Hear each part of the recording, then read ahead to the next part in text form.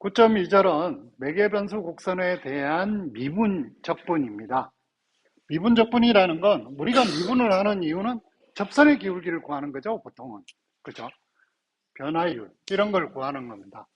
예를 들어, RT equal XT, YT. 이렇게 표현됐다고 쳐봐요. T는 뭐 A에서 B까지 움직인다고 치고. 그죠?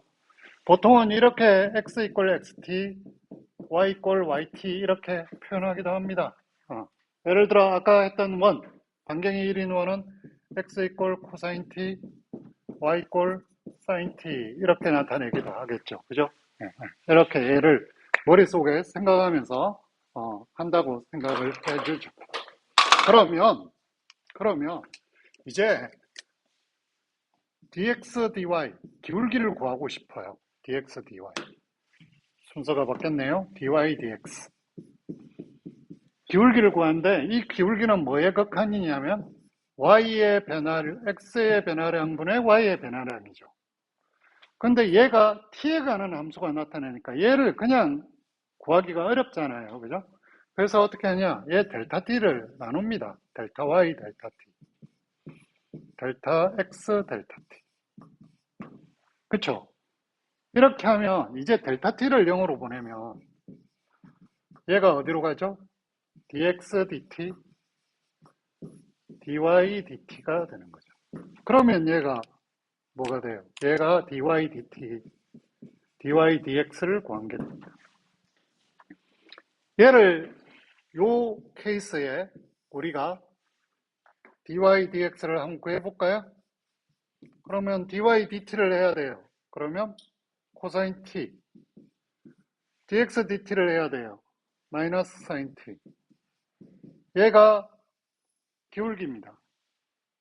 그러면 그림으로 보면 어떻게 되냐?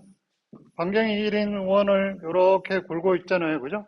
그러면 여기에서 접선의 기울기를 구하고 싶어요. 여기 4분의 파이일 때. 그럼 t가 4분의 파이일 때 기울기를 구하고 싶어. 그럼 t 이꼴 4분의 파이를 여기다 집어넣어 주는 거죠.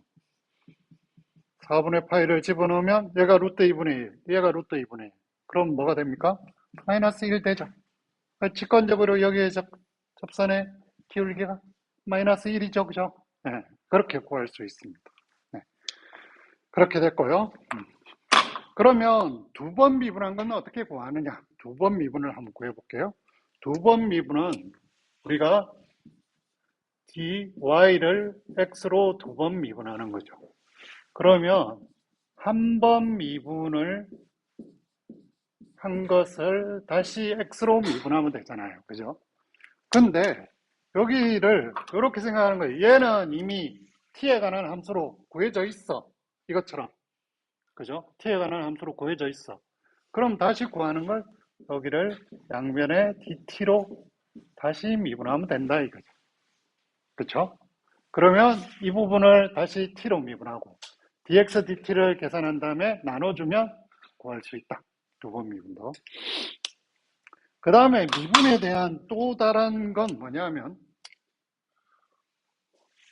우리가 이 매개변수 곡선이라는 게 예를 들어 집에서 출발해서 여기까지 학교까지 오는데 이렇게 왔다고 쳐요. 그러면 우리가 걸었던 거리를 계산하고 싶어. 그럼 어떻게 해야 될까? 이런 생각이 들잖아요. 그죠? 그걸 어떻게 되냐면 우리는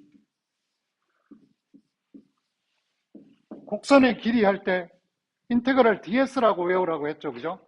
그럼 ds는 어떻게 됐어요? 루트 dx의 제곱 더하기 dy 제곱이었죠. 그죠?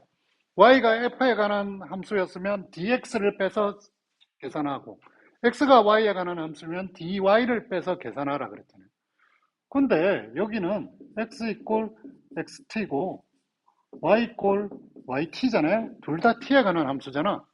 그럼 dt를 빼내는 거예요. 그럼 dt를 빼낸다는 말은 요거예요. 루트 dx dt의 제곱 더하기 dy dt의 제곱의 dt 이거 계산하면 된다는 거. 그럼 예를 들어 뭘 해볼까요? 반경이 r인 원을 한번 계산해 보겠습니다. 중심이 원점이고 반경이 r이에요. 얘는 매개변수 곡선이 x 이꼴 r 코사인 세타, y 이꼴 r 사인 세타가 돼주겠죠. 그죠? 그러면 얘를 가지고 우리가 곡선의 길이를 구하면 우린 호의 길이 공식 알아요. 2파이 r. 그죠? 그럼 이 공식으로 계산해서 그게 나오는지 한번 보겠어요. 그죠? 그러면 세타가 0일 때 여기 출발해서 2파이일 때 다시 해버리니까 0에서 2파이까지 적분해야 돼요. 그죠? 그래서 얘 호의 길이를 계산하려면 0에서 2파이 루트 dx dt 세타니까 dx d세타 마이너스 r 사인 세타가 돼요. 그래서 마이너스 r 사인 세타의 제곱 더하기 dy d세타 r 코사인 세타 r 코사인 세타의 제곱 얘를 d세타 적분하면 됩니다. 그러면 r제곱 사인제곱 r제곱 코사인제곱 그러니까 r제곱 돼서 0에서 2파이까지 r d세타 적분하면 돼요. 그럼 얘는 2파이 r 끝나죠. 쉽죠.